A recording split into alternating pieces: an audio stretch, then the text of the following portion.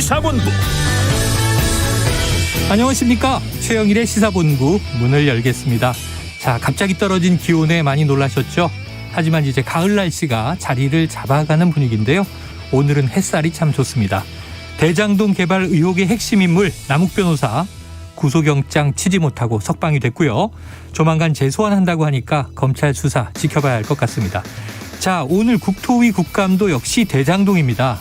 하지만 여당은요, 어제 저희도 인터뷰했던 고발사주 의혹 관련해서 김웅 의원의 녹취를 새로운 기점으로 또 반격에 나서는 모양새인데요. 자, 고발사주 줄이면 고사포 이렇게 될까요? 자, 여당의 고사포 공격과 대장 잡기, 대장동의 대장을 잡아라, 이 공방에 국감이 다 올인하고 있습니다. 자, 그런데 미국은 종전선언 의제를 포함해서 북한과 대화하자 압박을 하고 있고요. 북한은 SLBM으로 추정되는 단거리 탄도미사일 발사로 응수를 했는데요. 자, 한미당국은 우려를 표하면서도 이게 무슨 뜻인지 해석에 골몰하고 있습니다. 자, 바쁘게 돌아가는 10월 20일 수요일입니다. 최영일의 시사본부 출발합니다.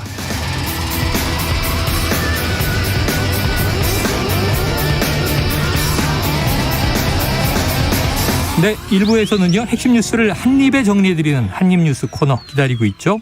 2부 10분 인터뷰에서는 오선 중진 의원이신 이상민 민주당 의원 연결해서 오전 국감 상황 관련 이야기 들어보겠고요. 자, 진격의 보수와 사건본부도 준비되어 있습니다. 한 입에 쏙 들어가는 뉴스와 찰떡궁합인 디저트송 떠오르시면 바로바로 저희에게 보내주십시오. 오늘 뉴스에 어울리는 노래 문자 샵 9730으로 받고 있습니다. 오늘의 디저트송으로 선정되신 분들께 별다방 커피 쿠폰 보내드리니까요. 많은 참여 부탁드립니다. 짧은 문자 50원, 긴 문자 100원입니다.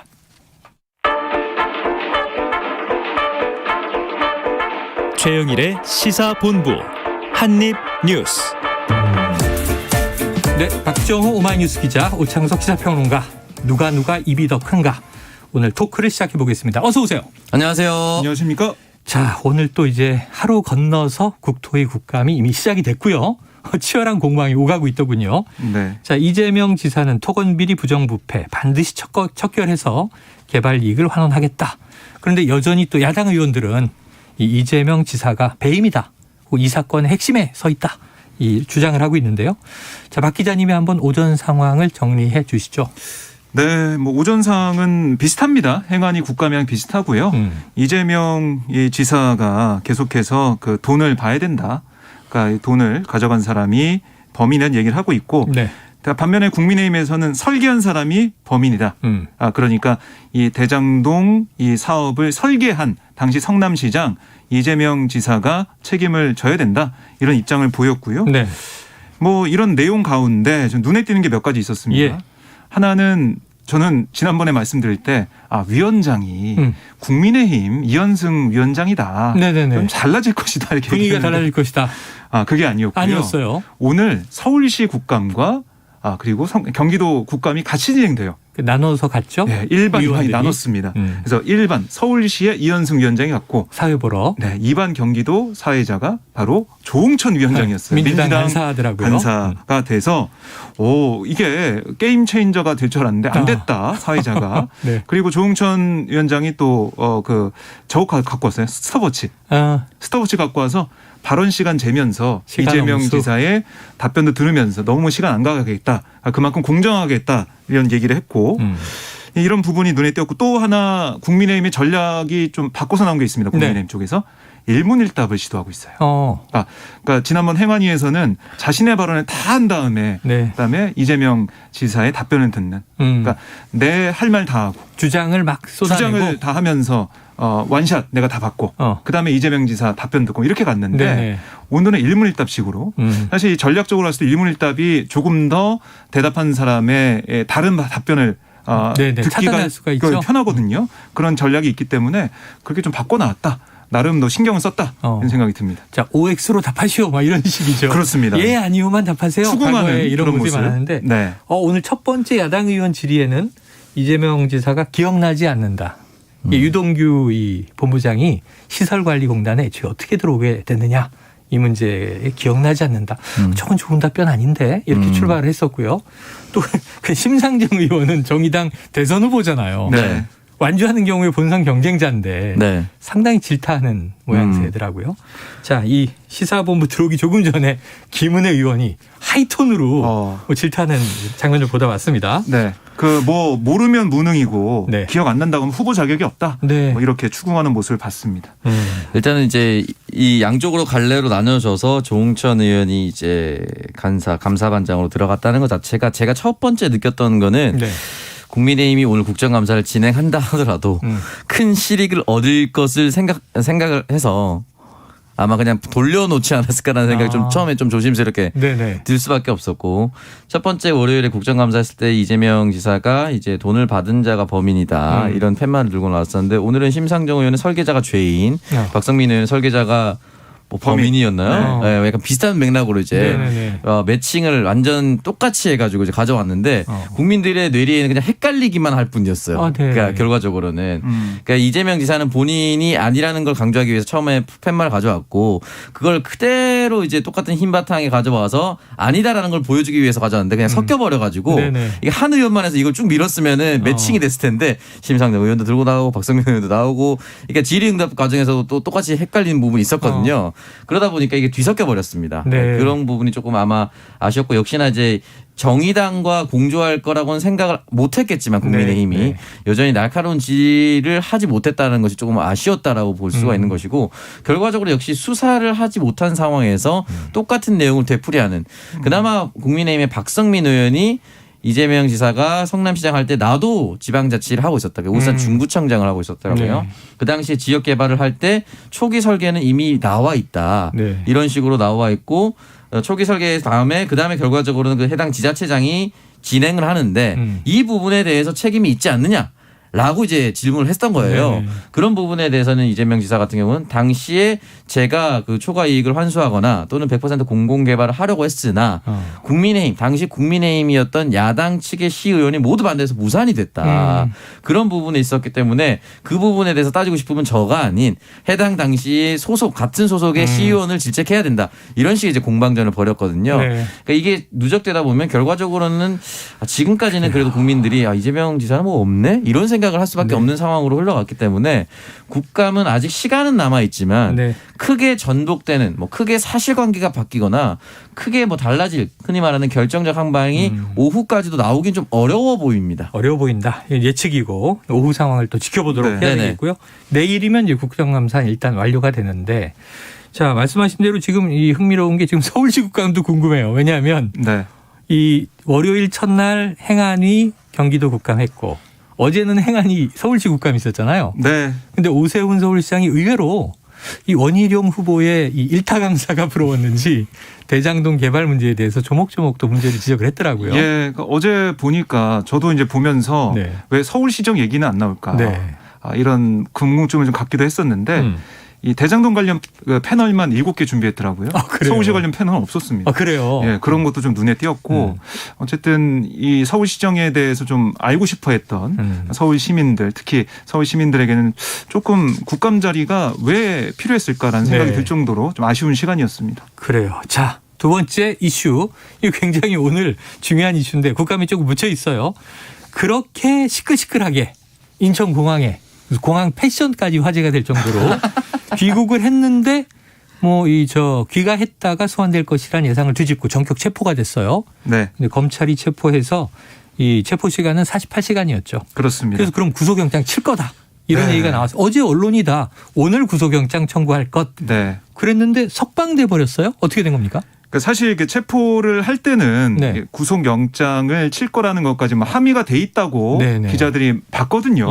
그동안 그런 게 좀 많이 있었고요. 그래서 오늘 새벽 5시까지가 체포 시간이었는데 오늘 0시가 조금 지나서 풀려났습니다. 그래서 왜 그랬냐 알아봤더니 일찍 풀어줬네요. 네, 좀 더 일찍 풀어줬고 체포 시한 내에 충분한 조사가 마무리되지 않아서 석방했다.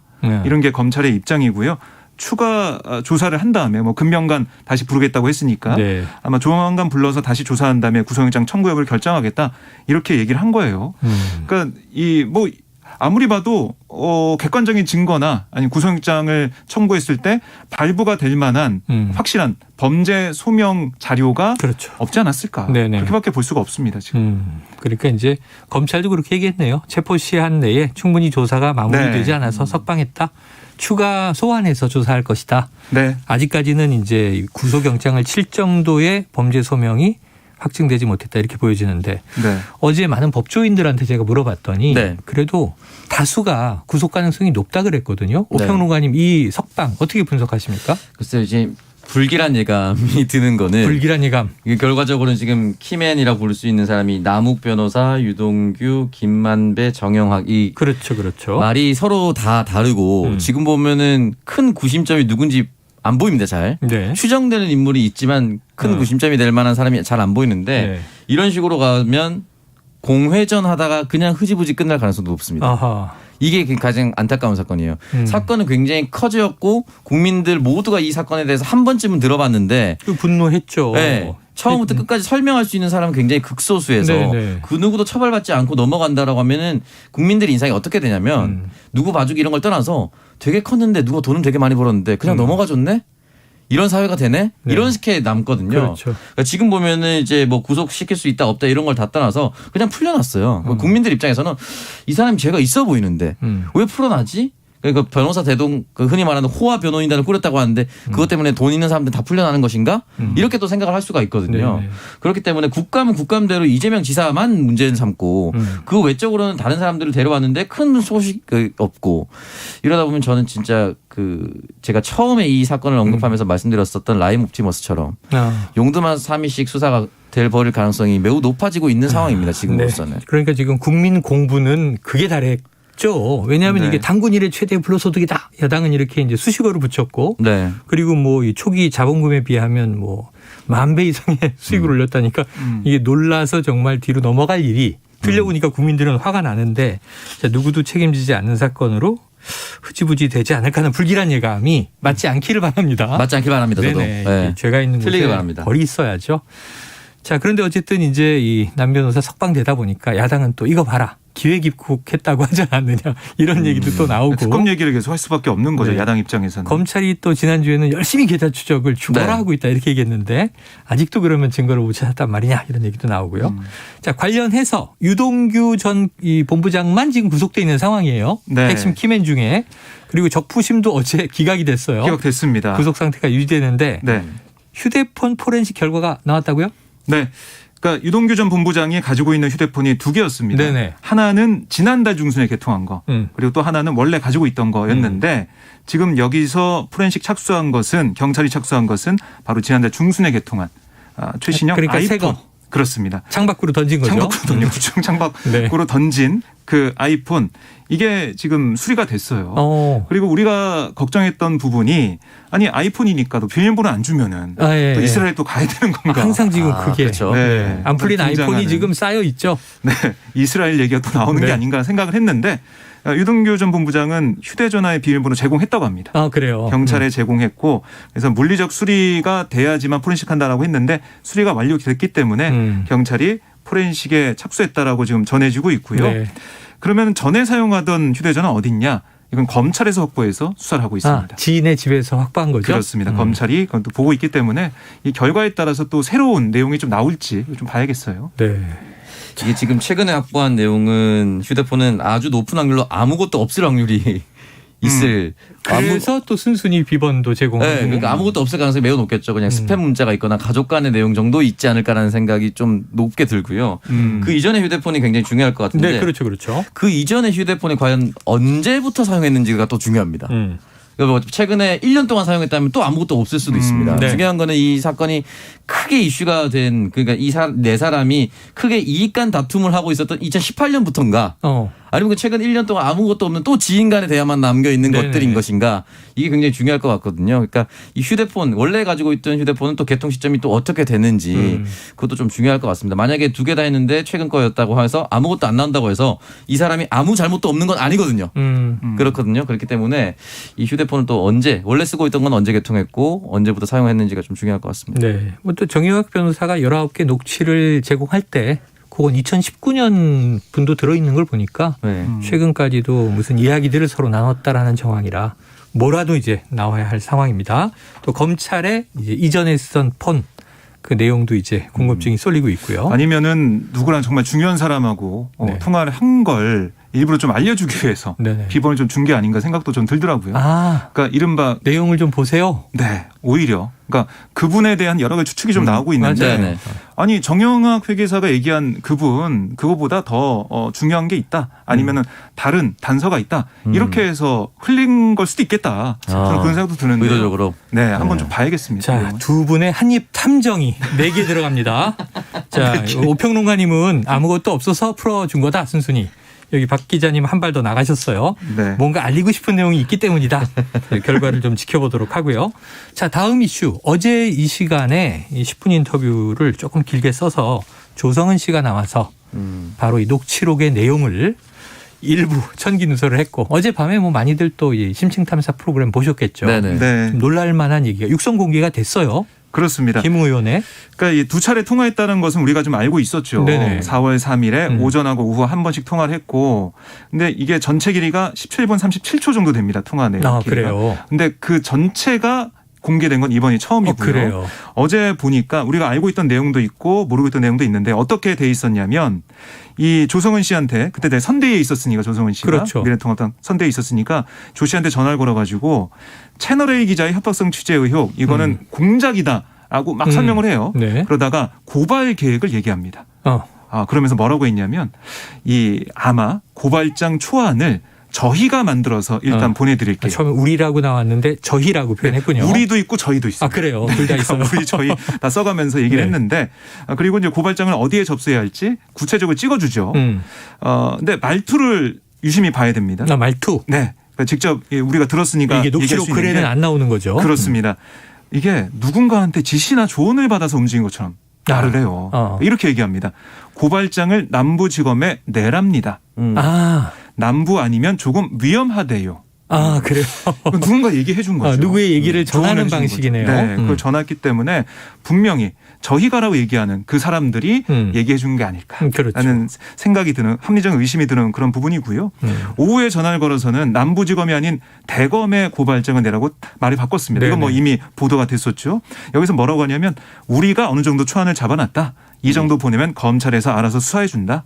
만약 가신다고 그러면 그쪽에다가 얘기해 놓겠다. 그래서 적당한 수순이 나가고 너무 막 편하게 하면 안 되니까 네. 이렇게 여러 가지 지시를 합니다. 자, 오평론가님 핵심 질문. 어제 조성은 씨한테도 물어봤는데 네. 밤에 이제 방송이 예고돼 있었기 때문에 속 시원하게 얘기는 안 했고요. 자, 윤석열이라는 이름이 나오느냐 안 나오느냐. 근데 딱 역질문을 하시더라고요. 한 번만 나올까요? 몇 번 나왔습니까? 그래서. 아니, 저는 그 해당 매체 봤는데 한 번 나온 거 아닙니까? 네. 좀 아마 3번 정도 들어있던 3번 걸로. 정도가 검명이 됐다. 그렇습니다. 네. 근데 제가 어제 그거를 쭉 보면서 어떤 게 느껴졌냐면 일단은 김웅 의원과 이건 여야 공이 마찬가지입니다. 해당 검사와 김웅 의원은 그 공무원직에 사퇴하는 게 맞습니다. 일단은. 왜냐면 결론부터 세게 지르시네요. 왜냐면 이유는 명확하게 밝혀졌지 않습니까? 명확하게. 두 사람이 결탁했다라는 것은 해당 사진 페이스북에 어떤 사람을 추적해서 자신들을 공격하고 있는 이 사람을 해당 페이스북을 캡처해서 보낸 흔적도 나왔는데 그게 전형적인 검사의 캡처 방식이라는 거예요. 예를 들면 위아래를 잘랐죠. 휴대폰 화면을 캡처를 하면 위에 이제 배터리 잔량이라든지 시간. LTE 5G 표시도 있고 아래에 보면은 해당 휴대폰 기종마다 뒤로 가기 버튼이 어떻게 되는지 다르답니다. 댓글창. 근데 그 부분을 잘라야만 해당 기종이 어떤 것인지 가려지니까 위아래를 잘라서 보냈다는 것이죠. 그러니까 이걸 보도한 뉴스버스의 전혁수 기자 같은 경우는 이건 전형적인 검사의 방식이다. 왜냐하면 나의 휴대폰 기종을 노출시키지 않기 위해서 또는 이게 누가 보냈는지 최초에 보낸 사람을 가리기 위해서 이렇게 한다.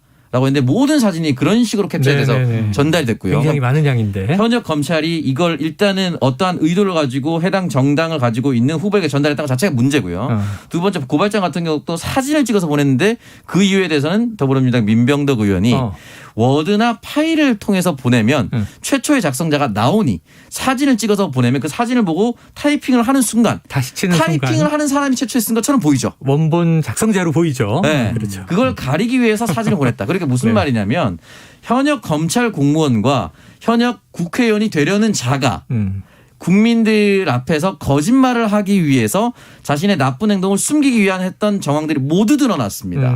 이거는 절대 있어서는 안 되는 일이에요. 이거는 뭐 민주당 국회의원이 했어도 사퇴해야 되는 것이고요. 정의당 국회의원이 했어도 사퇴해야 되는 것인데 네. 김웅 의원 초질관 선거 운동하기 바빠 죽겠는데 이런 거 할 시간이 없었냐? 없었다라고 얘기했었잖아요. 그렇죠. 다시 말씀드리지만 송파구 갑은 홍준표 의원이 당선된 이후로 단 한 번도 보수 정당이 뺏긴 적이 없는 흔히 말하는 양지 바른 땅입니다. 선거 운동을 바쁠 수는 있는데요. 그렇다고 해서 치열하진 선거 않았다. 낙선되기 어려운 장소이기 때문에 네네. 시간이 없었다라고 하는 건 거짓말입니다. 야, 선거에 입후보 해보신 분의 분노네요. 분노입니다. 부산 나가봐야 지금 와 합니다. 닿습니다. 부산 나갔으면 정말 이럴 시간이 없어요. 그래. 어려운데 나갔던 그 자기와 관련이 있는 얘기가 나오면 사람들은 분노를 더 많이 해요. 참을 수 없습니다. 근데 이건 진짜로 다시는 일어나서는 안 되는 자, 근데 일입니다. 박 기자님 이제 관련해서 저는 네. 이제 그거는 검사들이 이제 위아래를 자르는 방식을 쓴다. 네. 저도 자르거든요. 검사 아니고. 왜냐하면 그림을 좀 예쁘게 보이게 하려고 테두리를 이제 삭제하는 거죠. 네. 그런데 그거보다 사실은 이게 이 정도의 통화를 주고받고 자료 내용을 자세히 김웅 입 후보자가 당시 알고 있었다면 저는 처음에 어떻게 이해를 했냐면 그래 기억이 안 날 수도 있지.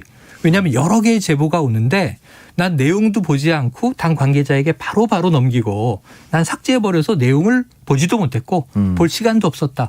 근데 전화 통화는 본인의 육성이니까 네. 내용을 모르고는 저렇게 통화할 수가 없잖아요. 근데 기억이 안 난다고 하면 납득이 안 되는데 네. 이 기억이 안 날 가능성도 있나요? 글쎄요, 뭐 개인적으로 기억이 안 난다고 한다면 주장한다면 그게 이제 법정에서 어떻게 수사 과정에서 받아야 될지 모르겠지만은 사실 검사기 때문에 김웅 의원도 알 거예요. 이렇게 네. 계속 기억 안 난다고 하는 게 과연 받아들여질까 이 부분들. 근데 검사들도 많은 수사를 해봤지 않겠습니까? 네. 그러면 피의자가 기억 안 난다는 얘기 많이 할 거예요. 만약에 그럴 때 되게 어떻게 불리한 해내나. 대목에서 예, 그러니까 객관적인 증거나 아니면 상황상 정황상 네네. 물을 수가 없다는 걸 자료를 만들어서 첨부를 하면서 기소를 하겠죠. 아마 그 부분들이 있을 것 같고 그리고 상식적으로 봤을 때 우리가 어떤 사람이 얘기할 때 그 얘기를 듣고 뭐 고개를 끄덕이는 수준이라면 기억 안 날 수가 있어요. 네네. 그런데 이렇게 본인이 주도적으로 누구한테 어떤 얘기를 들어서 전달하면서 이렇게 해야 된다고 세세하게 설명을 17분에 걸쳐서 했는데 네. 그걸 기억 안 난다고 하는 거 글쎄요 이거는 국민들이 볼 때 이해할 수 없는 부분이다. 또 짧게만 좀 네네. 설명드리면 짧게. 이 부분에 대해서 고발장을 어떻게 접수시키면 좋겠느냐에 대해서 지팡이를 짚고 심재철 의원이 나가는 것이 민주투사 이미지도 있다라고 해서 네네. 고발장을 접수하는 그림까지 그렸습니다. 장면까지 연출하는. 근데 이걸 기억을 못한다는 건 접수하는. 거짓말이에요. 그러니까 언론이 그 장면에서 모일 거라는 것도 지금 이제 계획을 세워두고 있는 얘기죠. 너무너무 무시무시한 그렇죠. 목소리였습니다. A부터 Z까지. 오늘 이슈들이 뭐 많기도 하고 뜨겁기도 하고 이게 흥미진진합니다. 하지만 지금 12시 43분이 돼가고 있기 때문에 너무 오래 기다리게 했네요. 교통정보센터에 절대 기억력을 잃지 않는 임초희 리포터 교통 상황 전해주시죠. 네, 이 시각 교통정보입니다. 서울 시내 내부순환도로 성산 쪽으로는 현재 전 구간 수월한 편인데요. 반대 방향은 연희램프부터 정릉터널 입구까지 계속해서 교통량 많습니다. 더 가서는 기름램프 1차로가 작업으로 막혀 있어서 차로 변경에 유의하셔야겠고요. 강변북로 구리 방향은 마포대교부터 반포대교 그리고 암사대교와 강동대교 사이 정체고요. 올림픽대로 하남 방향은 노량진 순산시장과 청담대교 사이 교통량 많고요. 좀 더 지나 천호대교부터 작업 중인 암사대교까지 속도 떨어집니다. 경부고속도로 서울 쪽은 수원 1, 2차로에서 사고 처리 중이라 뒤로 2km 구간 많이 밀리고요. 이후에는 양재 부근부터 반포 사이 제속도 못 내고 있습니다. 반대 부산 쪽은 한남대교에서 서초 그리고 작업 중인 서울 요금소 부근에서 더딘 흐름 보이고요. 오산 나들목에서도 시설물 설치 작업 중이라 기흥동탄부터 7km 구간 여파 받고 있습니다. 그리고 옥천 2터널 부근에서도 작업 중이어서요. 금강부터 꽤 많이 밀리고 있습니다. KBS 교통정보센터에서 임초희였습니다.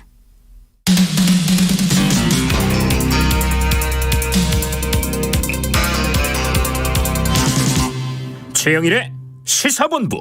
네, 지금 실시간 유튜브에도 많은 이 청취자 본부장님들이 들어오셔서 또 개인의 의견과 공방도 벌어지고 있는데 이게 무슨 일입니까? 갑자기 느닷없이 오창석 평론가 키는 얼마냐? 이런 질문이 올라왔는데 2m 안 돼요. 우리 PD님이 물어봐요. 밝히실 겁니까? 저 165입니다. 아, 네. 뭐 못 진짜죠? 밝힐 것도 없죠. 예. 진실만을 말할 것을. 예전에 알파치노인가 그 배우가 네. 158인가 그런데 165라고 늘 그랬대요. 아 그래요? 네네. 그 확인이 필요합니다. 자 어디 있죠? 저희는 팩트가 필요하니까 다음에 요거는 예. 하도록. 오창석 평론가 똑똑하다 문자도 오고 인기가 폭발하고 있는 거죠. 저에 대한 질문은 없어요. 자, 다음 이슈는요. 자, 윤석열 후보 말이죠. 또 1인 1실언 유승민 후보가 비판하기도 했는데 지금 전두환을 칭찬하는 발언을 하여 파장이 크다. 박 기자님 어떤 네. 내용입니까? 그러니까 윤 전 총장이 어제 부산 해운대가 당협 사무실에 찾아가지고요 여러 가지 얘기를 했는데 그 중에 대통령이 되면 최고 전문가를 등용해서 시스템 정치하겠다 이 발언을 했어요.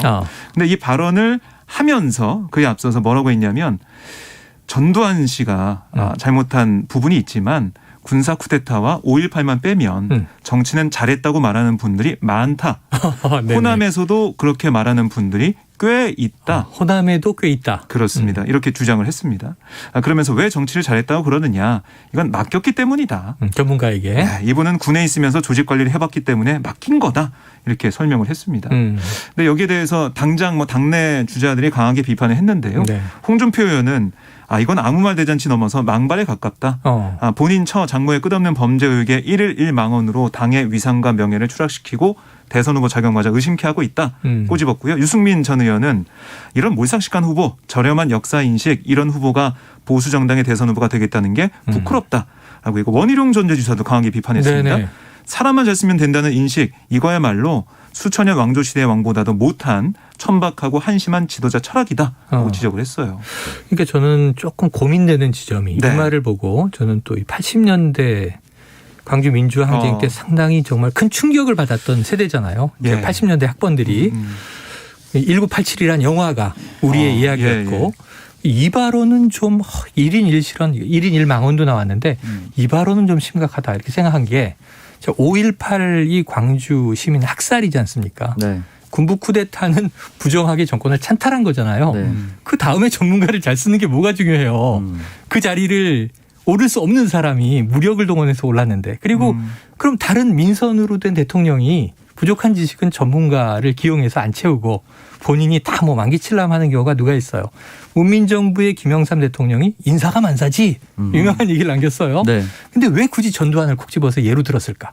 오평론가님 어떻게 생각하십니까? 저 진짜 도저히 이해가 안 되는데 일단 먼저 해운대 갑 당협 사무실이었는데 해운대 갑 지역구의 국회의원은 하태경 의원입니다.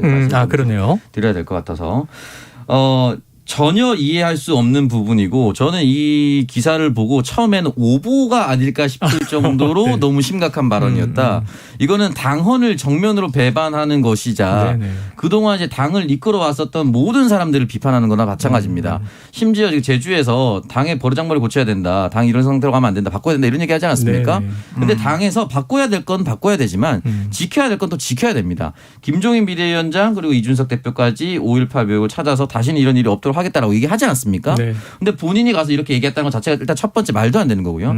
두 번째는 헌법을 수호하던 검찰총장입니다. 헌법을 위배하는 전두환 씨를 옹호한다? 라는 건 말이 안 되는 것이고 헌법을 위반해서 권력을 얻은 그 사람이 헌법의 주인이 국민을 무력으로 학살했었던 그 내용을 가진 이 내용을 옹호한다는 것도 말도 안 되는 겁니다. 그러니까 하나부터 열 끝까지 이해가 안 되는데 굳이 따지자면은 이런 걸 하고 싶었던 것 같아요. 내가 정치적으로 모든 걸 통달하지 못한 상황이니 미숙한 상황이니 하지만 내 주변엔 유능한 참모들이 있다 이 얘기를 하고 싶었던 것 같은데 비유를 하자면은 적어도 전두환 씨는 안 했어야죠. 이건 있을 수 없는 일입니다. 그리고 전두환 씨가 등용해서 잘 썼다라는 김재익 장관이 물론 잘했다든 못했다든 다 떠나서 임자가 경제 대통령이야 이런 얘기인 거죠. 청와대 수석이었고요. 다 맡겼다. 군부에 부역을 했던 사람입니다. 어떻게 보면은 그 사람을 지금 옹호하는 것이 현 시점에 맞는 것인가? 맞지 않습니다. 그리고 지금 전 세계적으로 큰 정부 우리가 큰 정부 작은 정부 얘기하는데 큰 정부가 대다수입니다. 어떤 나라에서 저녁 6시 이후에 2명 이상 만나지 말라고 통제하고 10시 이후에 장사하지 말라고 통제합니까? 그 어느 때보다 큰 정부면 큰 정부의 수장이 중심을 잘 잡고 가야 되는데 수장이 중심도 못 잡고 이런 얘기를 한다는 거는 있을 수 없는 이건 사실은 이제 여야를 떠나서 어떻게 대선 후보가 되려는 21세기의 후보자가 이런 얘기를 할 수 있을까?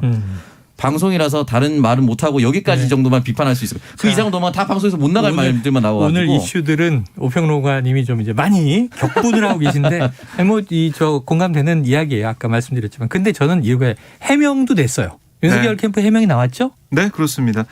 그러니까 이게 아니 내가 5.18 그러면 군사 쿠데타 잘못했다고 분명히 얘기하지 않았냐. 네, 그 전제는 했고. 그렇습니다. 잘한 부분은 잘한 거지 않냐.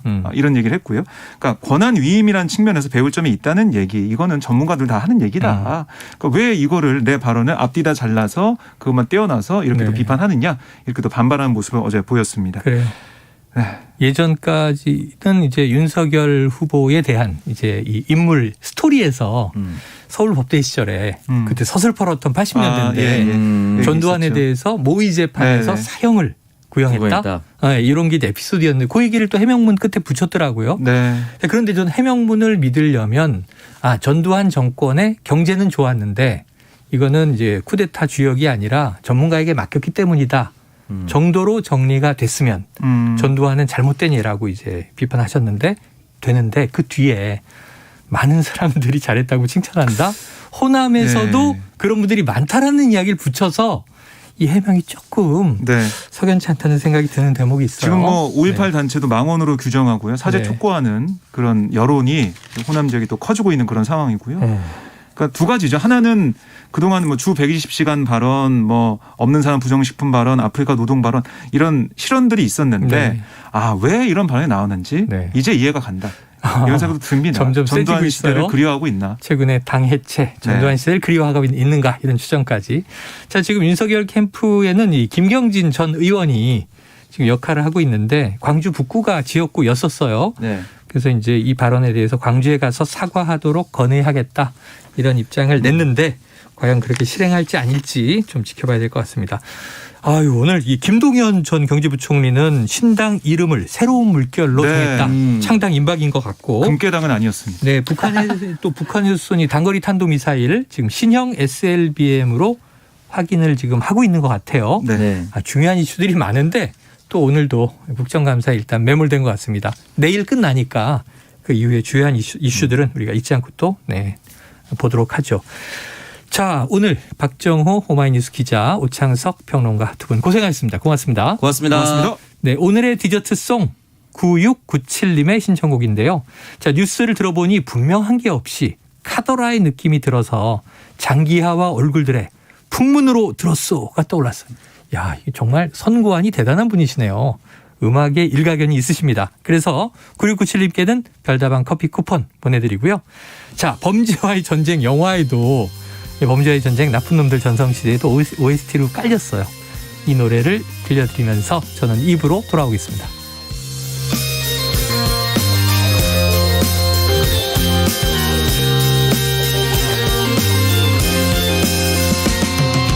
그대 없는 나날들이 그 얼마나 외로웠나 멀리 있는 그대 생각 이 밤 따라 길어지네 하얀 얼굴 그리울 때 내 마음에 그려보며 우리 다시 만날 날을 손꼽으며 기다렸네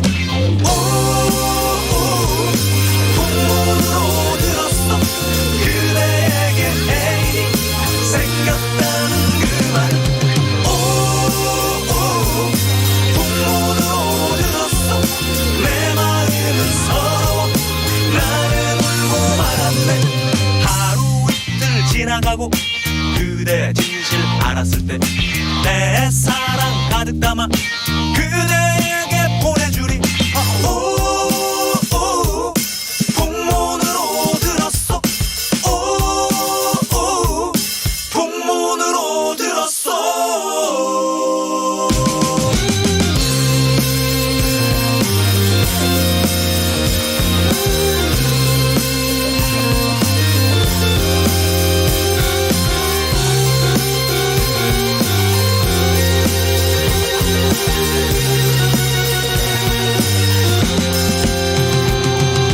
그대 없는 나날들이 그 얼마나 외로웠나 멀리 있는 그대 생각 이 밤 따라 길어지네 하얀 얼굴 그리울 때 내 마음에 그려보며 우리 다시 만날 날을 손꼽으며 기다렸네 안 들었어 안 들었어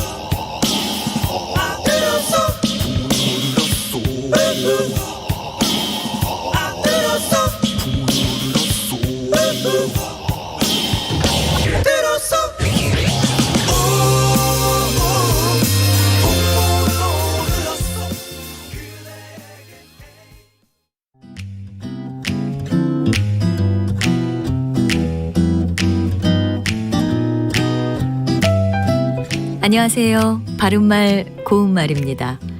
국수 반죽을 얇게 밀거나 만두피 같은 것을 만들 때 쓰는 방망이를 국수 방망이라고 하지요.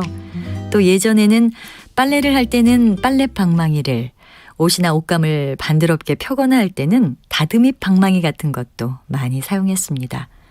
원래 방망이는 무엇을 치거나 두드리거나 다듬는 데 쓰기 위해서 둥그스름하고 길게 깎아 만든 도구를 가리키는데요. 방망이라는 말이 들어간 표현 중에 비유적으로 쓰이는 경우에는 원래의 뜻과는 거리가 있는 것들도 있습니다. 대추 방망이는 대추나무로 만든 방망이를 말하지만 단단하고 야무지거나 표독스럽게 생긴 사람을 비유적으로 이르기도 합니다. 참고로 대추씨는 대추의 씨처럼 키는 작지만 야무지고 단단한 사람을 비유적으로 이르는 말입니다. 또 솜방망이는 막대기나 꼬챙이의 끝에 솜뭉치를 묶어 붙여 만든 방망이를 뜻하기도 하지만 비유적으로 쓰이면 일정한 규칙이나 관습을 위반한 것에 대해서 너무 가볍게 또는 형식적으로 제한하거나 금지하는 것을 뜻합니다. 솜방망이 처벌이라든지 솜방망이 징계와 같은 표현 많이 들어보셨을 겁니다.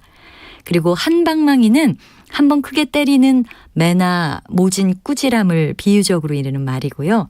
한 방망이 때리다 이런 표현으로 쓸 수 있습니다. 바른말 고운말 아나운서 변희영이었습니다.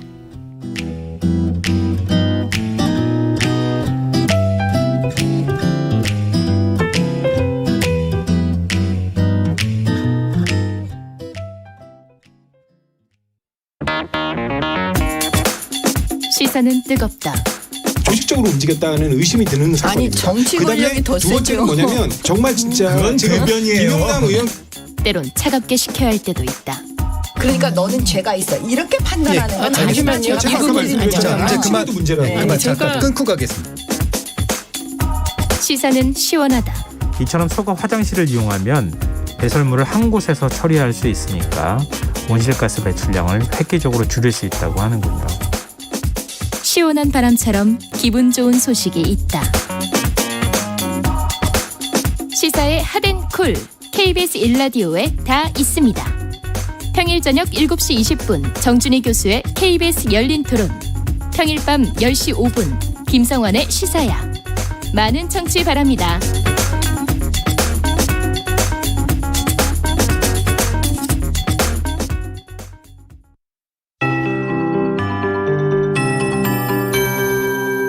KBS 58분 날씨.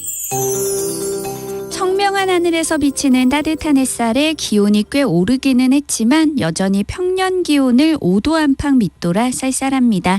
오늘 예상 낮 최고 기온은 서울 15도, 강릉 16도, 대전, 대구, 광주 17도, 부산 18도 등 전국이 14도에서 18도 분포를 보이겠습니다.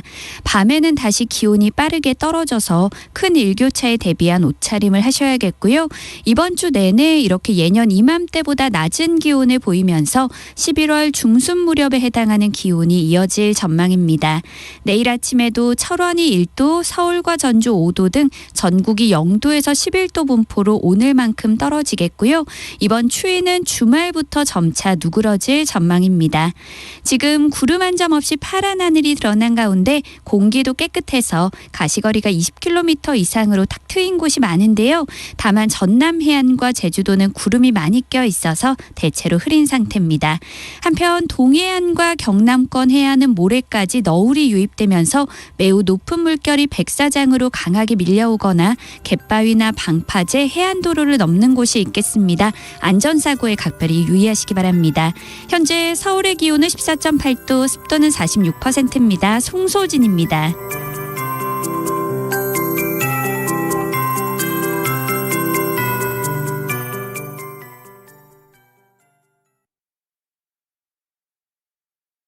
정성을 다하는 국민의 방송 KBS가 한시를 알려드립니다. AM 711kHz, FM 97.3MHz, KBS 1라디오입니다. HLKA.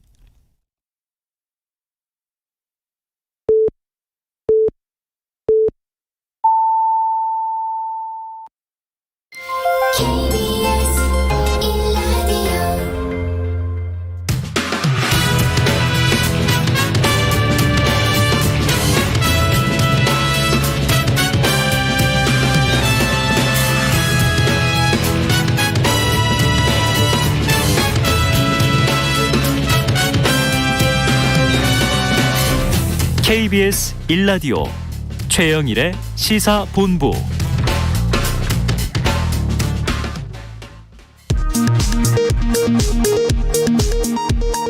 정보센터 뉴스입니다. 홍남기 부총리 겸 기획재정부 장관은 국회 기획재정위원회 국정감사에서 내년부터 가상자산 소득에 과세하는 데 아무런 문제가 없다고 말했습니다. 박범계 법무부 장관이 이른바 고발사주 의혹의 핵심 증거로 여겨졌던 김웅, 조성은 녹취록 내용이 최초 제보자 조성은 씨에 의해 알려지자 국가의 기본 틀과 관련된 심각한 문제라고 말했습니다. 고위공직자범죄수사처가 고발사주 의혹과 관련해 한동훈 검사장과 권순정 전 대검 대변인을 추가 입건한 것으로 확인됐습니다. 문승국 산업통상자원부 장관은 삼성전자, SK하이닉스 등 국내 반도체 기업들이 미국 정부의 공급망 정보 요구에 최소한의 자료를 제출할 것이며 너무 부당하거나 우리 산업에 부담이 되는 자료를 요구하는 상황이 지속될 경우 정부에서 더욱 적극적으로 대응할 것이라고 강조했습니다. 지금까지 정보센터 뉴스 정원다였습니다.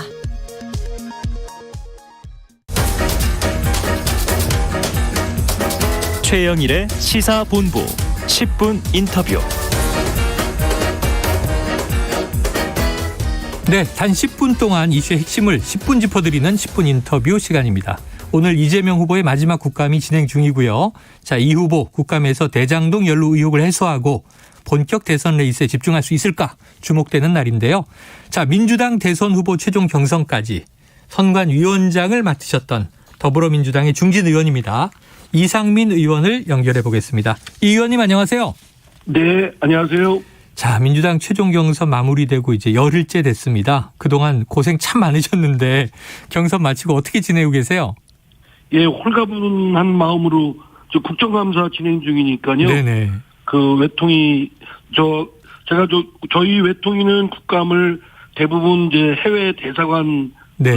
국감을 하는데요. 네. 저는 다 참가하지는 못하고 그 UAE 아랍에미리트 네. 한 곳만 다녀왔습니다. 아, 그래요? 그리고 지금 국감 진행 중에 있습니다. 아, 예전에는 여러 나라를 도시기도 하고 그랬는데 지금 또 네네. 코로나 전국이고 해서 쉽진 않은 것 같습니다. 자, 지난주 11일 월요일 저희 방송 들으시고 의원실에서 연락이 왔어요. 이게 또 공교롭게 일요일 경선이 막 끝난 다음 날 많은 네네. 언론들이 이게 뭐 사실상 불복이냐 승복 언제 하느냐 뭐 이러던 시점인데 의원님 선관위원장 막 내려놓으신 상황에서 하고 싶은 말씀이 있으셨죠?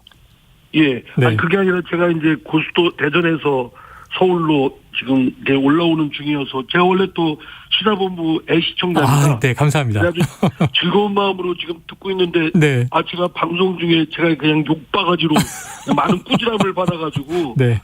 이건 조금 이해를 구하고 해명이 좀 필요하겠다. 네네. 라고 해서 제가 직접 그 담당 PD님한테 전화를 드렸죠. 야, 반론과 해명 필요하죠. 그날 막 홀가분해지신 날 욕바가지라고 표현하셨는데 저 기억이 나요. 저희 출연한 패널이 선관위원장이 언론 인터뷰에서 지사직 사퇴를 뭐 권유한다든가 특검으로 가지 않겠느냐라든가 이런 언급한 게 적절했느냐 이런 비판을 또 막 했던 기억이 납니다. 그럼 오늘 좀 해명을 속시원하게 해 주시죠. 예. 이제 그 이재명 후보 지사직 사퇴는 아무래도 그 지사직 가지고 그 선거운동하기가 네. 제약을 많이 받으니까 네네. 사퇴하는 게 좋겠고 여러 측면에서 형평성 문제도 시비가 걸리니까 그래 그러면 좋겠다라는 의견을 제시를 한 것이고요. 네네. 특검도 검경이 수사를 이렇게 지지부진하고 결국은 야당이 동의 못하면 또 특검 얘기가 나올 텐데 네네. 그럼 대선까지 지지멸렬하게 이 문제 가지고 네. 하면 결국은 우리 당한테도 도움이 안 되고 국론 내 분열도 더 소모적으로 흐를 가능성이 있기 때문에 네네. 그럼 빨리 특검할 것 같으면 빨리 하자 뭐 이런 개인적 의견을 밝힌 네네. 것이고요. 네. 또 뭐 득표율 계산은 이제 그 당규대로 한 건데 네. 또 이제 이낙연 후보 쪽에서는 그 규정에 좀 문제점을 제기를 하면서 하는데 저희 선관위는 특별 당규에 규정되어 있는 대로 할 수밖에 없다. 그러나 그 개정 자체 그 규정 자체는 그 결선 투표자라는 제도 취지에는 한번 검토해볼 만하다 추후에 네. 뭐 이런 의견을 제시했는데 이제 그것이 이제 공정치 못하다는 꾸준함을 좀 많이 받았죠. 네. 자, 거기에 대해서 하지만 또 개인적인 의견으로 밝히신 것이다. 그날 아마 요 대목에 좀 화나시지 않았을까 하는 생각인데 그 예. 패널이 이제 왜 방송에서 선관위원장이 중립을 지키셔야 하는데 방송 인터뷰를 자꾸 하시느냐.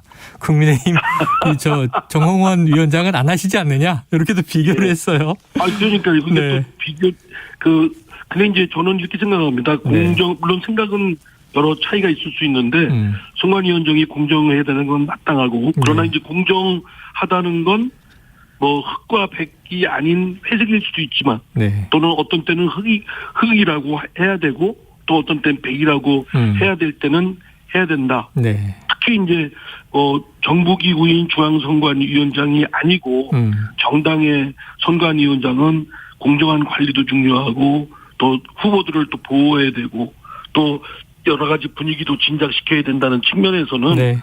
예, 그런 차원이고 또 저 자신도 정치인이고 국회의원이기 그렇죠. 때문에 네. 예, 일정 부분 최소한의 입장 표명은 필요하다고 네. 생각했습니다. 네, 그렇죠. 정홍원 위원장과 다른 게 지금 현역 의원이시고 5선이신데 네. 의정 활동을 하고 계시니까요. 오늘도 이제 외통위 국감 중이신 거고. 자, 네. 해명과 오늘 반론 충분히 이제 청취자분들 듣고 이해하셨으리라고 생각을 하고요. 아, 죄송합니다. 근데 네. 제가 그런데 그 다음에 11일 날 네. 이제 라디오 들으시고 홀가분하던 기분을 좀 망치셨는데 그 다음에 이 이낙연 후보가 좀 속 시원한 승복이 나오지 않으면서 지금도 이 컨벤션 효과를 누리지 못했다 이런 또 이야기가 있잖아요. 근데 네네. 지금 이 의원님께서는 이낙연 전 대표나 이재명 지사하고 모두 친하시잖아요. 네. 그러면요. 원팀이 예. 어떻게 될 것 같으세요? 저는 궁극적으로는 원팀으로 갈 것이다. 그것이 민주당의 전통이기도 하고 문화이기도 하고요. 네. 다만 이제 늘 경선이 좀 치열하다 보면 네. 감정의 앙금이 남아 있고 또 후보 본인보다도 지지한 분들이 더 마음이 좀 안 좋을 수 있거든요. 네. 이분들이 일정 부분 시간이 좀 필요하고 좀 위무할 그런 여유도 필요하니까 네네. 그거를 시간적 여유를 갖는 건 좀 필요하다고 봅니다. 오히려 이런 과정이 자연스럽다고 저는 생각됩니다. 네, 자연스러운 거다. 그러면은 예. 컨벤션 효과는 역시 이 승복이 좀 늘어지면서 컨벤션 효과가 안 나오고 있는 걸까요? 컨벤션 효과는 이제 좀 극적인 컨벤션 효과는 좀 보지는 못했지만 네. 이제 원팀이 되고 저희들이 역량을 보여줌으로써 또 이재명 후보가 지금 당장 맞닥뜨리고 있는 대장동 그 의혹건을 잘 국민들께 소상히 설명을 네. 잘 드려서 이해가 충분히 됐다라고 한다면 그 효과는 많이 볼 것으로 기대됩니다. 나중에 나타날 것이다. 자, 예. 그런데 이제 오늘도 이 대장동 의혹 올인한 국감인데요. 지난 월요일에 이어서 심지어는 어제 서울시 국감에서도 오세훈 시장이 대장동 네. 의혹에 대해서 설명을 하기도 했고요. 국감은 진행 중입니다만 지금 오늘 심상정 정의당 의원 이런 얘기를 하더라고요. 이재명 지사의 설명이 국민들의 이 심정과는 괴리가 크다. 지금 한 70% 국민 여론이 이재명 지사의 책임론을 묻고 있다. 이런 얘기를 했어요. 예. 그렇다면 혹시 이 의원님께서 지금도 특검으로 가리라고 보십니까?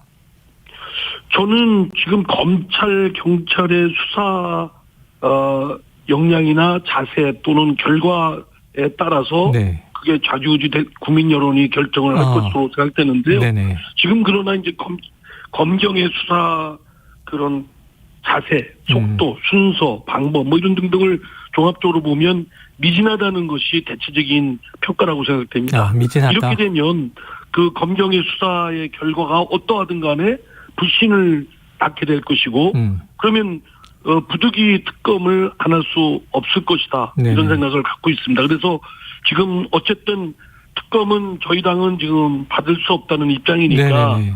검찰과 경찰이 1차적 수사기관으로서 최선을 다해서 성과를 내야 될 것으로 생각되고요. 그 결과에 따라서 달라질 거로 생각됩니다. 그러면은 지금 이제 검찰 경찰 수사의 결과를 보고 민주당은 그 이후에 이제 판단을 하겠지만 지금 의원님 말씀은 현재 상황도 어제 자정 무렵에 남욱 변호사가 또 석방됐잖아요. 네네. 김만배 씨의 이제 구속도 실패했고 이런 상황에서 이제 국민 여론 뭐 기획 입국설 뭐 이런 것까지 놔두는 상황인데 의원님의 개인적 견해는 좀 선제적으로라도 특검을 검토하는 게 좋다, 가는 게 좋다 이런 입장이신가요?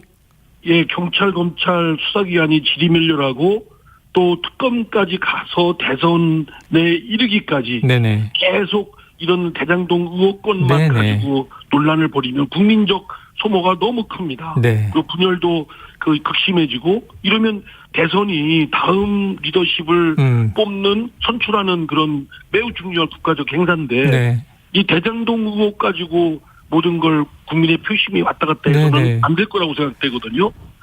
미래 국정을 어떻게 끌고 가느냐 그 역량과 의지 이런 마음 자세를 다 봐야 되는데 그런 걸 위해서라도 특검을 최단기간 내에 할 수 있으면 좋겠는데 지금 흐르는 양상은 그렇지 못할 것 같아서 걱정이 큽니다. 네, 그렇지 못할 것 같아서 우려는 크시다. 의원님 말씀처럼 이번 이 차기 대선이 참 국민들이 우울해하는 대목이 시대 정신과 미래 비전이 안 보인다. 대장동, 고발 사주 서로 이제 흠집내기로 싸우고 있으니까요.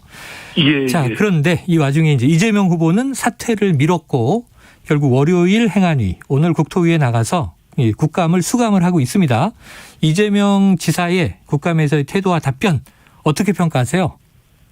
저는 지지자, 저를 포함해서 이재명 후보를 지지하는 저희 민주당이나 또 지지자분들은 더 이재명 후보의 말이 타당하다라는 확신을 더 갖게 됐을 거라고 생각됩니다.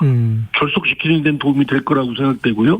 다만 이제 중도층, 마음을 주지 않는 분들, 이분들이나 또는 지지하지 않고 다른 후보를 지지하는 분들한테는 여전히 믿음을 못 주거나 또는 반감을 불러놓을 수도 있는 부분도 있다라는 점에서 이재명 후보가 좀 더 진지하고 적극적이고 좀 더 겸손한 자세로 국민들께 말씀을 드려야 된다고 생각됩니다. 알겠습니다.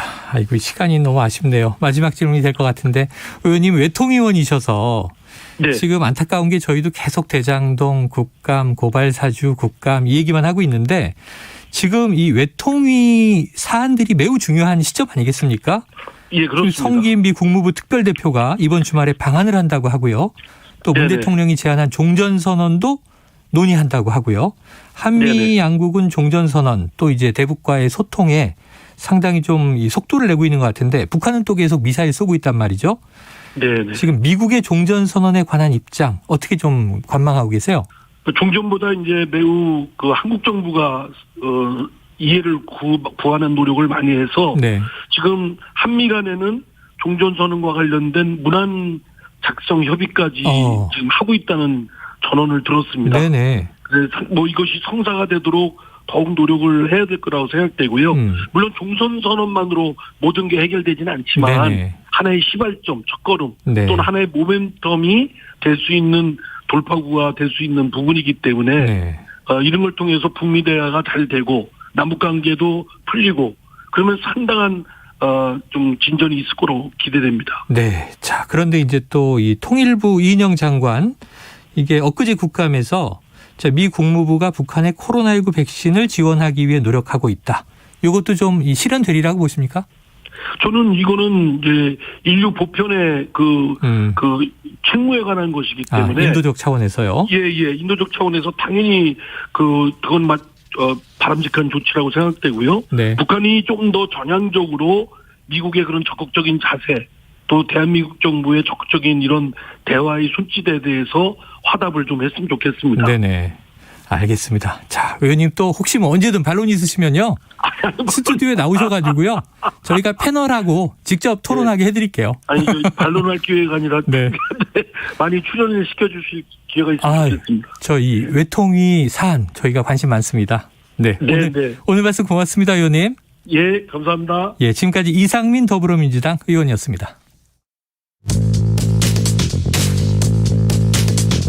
최영일의 시사본부는 여러분과 함께합니다.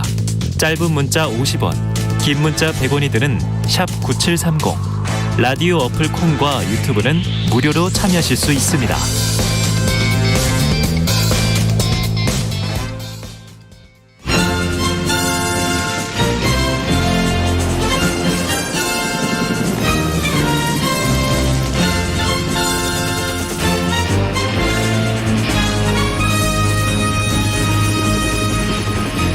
네, 새는 좌우의 날개로 난다.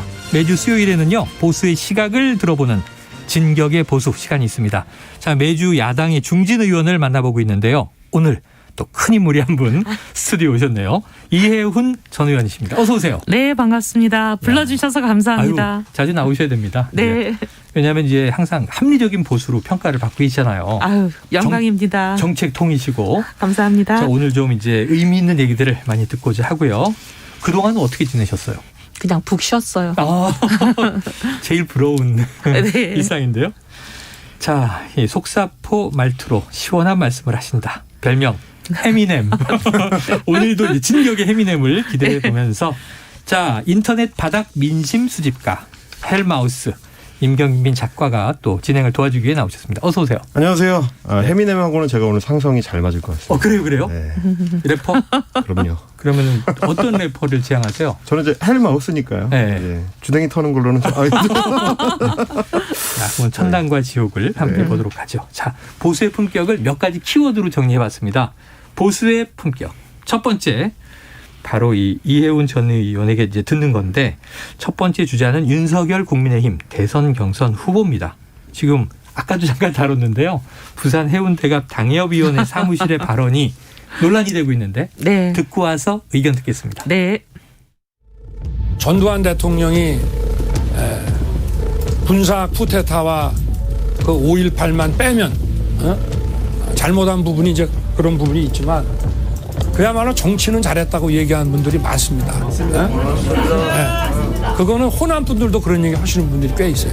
군에 있으면 조직 관리를 해봤기 때문에 맡긴 겁니다. 경제는 돌아가신 김재일에게. 국회일은 그거 잘 아는 니들이 해라. 웬만한 거 다 넘기고. 네, 윤 후보 발언에 대한 온라인 민심 어때요? 헬마우스 보시면. 그야말로 난리가 났습니다. 지금 이제 사실 이제 보수 쪽에서는 조금 오해가 있는 게 뭐 이제 전두환 씨나 뭐 예전 이제 박정희 전 대통령이나 이제 이런 평가를 할 때 보수 이제 고연령층의 민심하고 청년층의 민심이 상당히 다르다는 점을 좀 같이 볼 필요가 있는데 특히 그동안에는 젊은 20대 보수 남성층을 대표한다고 했었던 온라인 커뮤니티들, 예를 들면 이제 팸코 같은 온라인 커뮤니티들에서도 이 발언에 대해서는 굉장히 반발이 이제 강하게 나오고 있습니다. 왜냐하면 커뮤니티에서도 그렇습니다. 이제 청년들 같은 경우는 그 민주시민 교육을 이제 학교에서부터 오래 쭉 받아왔었기 때문에 이 부분에는 거의 이제 이론의 여지가 없는 상황이라 여기에 대해서 제대로 이제 해명이 되지 않는다면 그렇지 않아도 윤석열 후보 같은 경우는 이제 20대에서 굉장히 좀 비호감도가 높다라는 평가를 받아왔는데 꽤 어려움에 처할 수도 있을 것 같은 민심이 보입니다. 어르신 얘기하시니까 저희 돌아가신 할머니는 박정희 대통령을 너무 좋아하셨어요. 왜냐하면 통행 금지가 있어서 아들인 제 아빠가 일찍 집에 들어온다. 이 통제를 좋아하셨고 전두환은 싫어하셨는데 왜 두발 자유화를 하고 교복을 없앴느냐. 지금 우리 생각하고 이제 정반대의 생각을 또 기성세대는 가지고 계시다. 다양한 사람들이 있으니까요. 다양하죠. 자, 근데 어쨌든 이 발언을 듣고 저도 좀 놀랬고요. 많은 분들이 좀 놀랬습니다.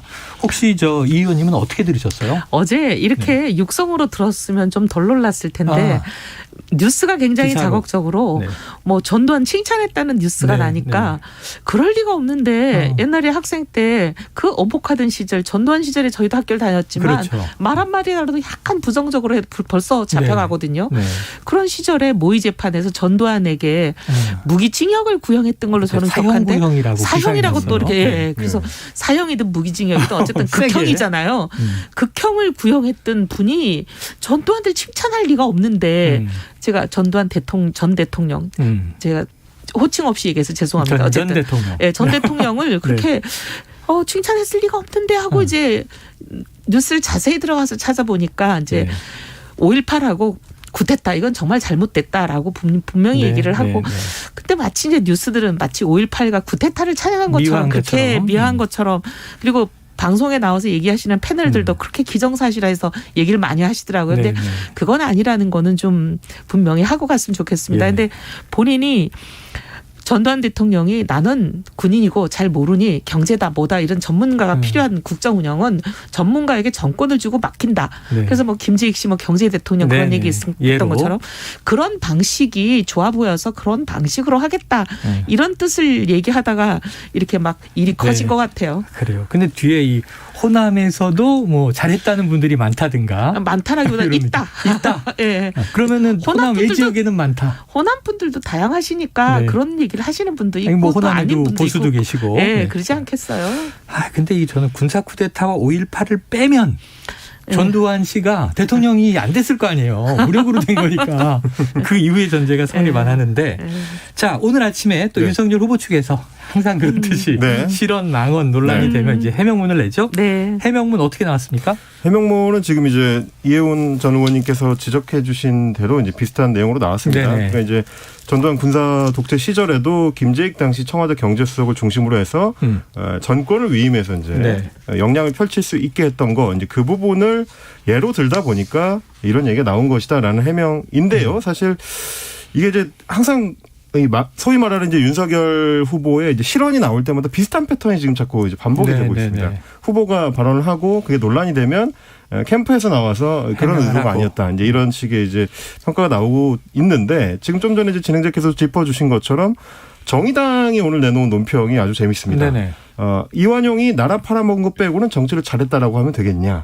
이런 비평이 나올 정도로 이제 분리가 되지 않는 것을 억지로 이제 분리하려고 한다. 혹은 그 예를 들고 싶었다면 김재익과 전두환이 아니더라도 우리 현대사에 이제 많은 예시들이 있는데 예를 전문가를 들면 기용했던 그렇습니다. 이제 박정희 전 대통령을 예로 들면 훨씬 더 풍성한 예들이 나올 수 있지 않았겠느냐. 조금 반발은 덜하지 않았을까 싶기도 해요. 그렇죠. 이제 이런 어떤 그 얘기들이 좀 있는 거고 또 하나 제가 사실 좀 지적을 하고 싶은 것은 이게 이제 저는 김재익 신화라고 이제 표현을 하는데 군사 독재 시절에 1980년대의 그 무도한 시절에 무한정의 권력을 쥔 독재자가 일시적으로 사실상 독재적 권력을 김재익 수석한테 주었다. 이거를 우리가 2022년에 내년에 선출된 대통령이 재연할 수가 있을 것이냐. 혹은 재연하는 게 맞느냐.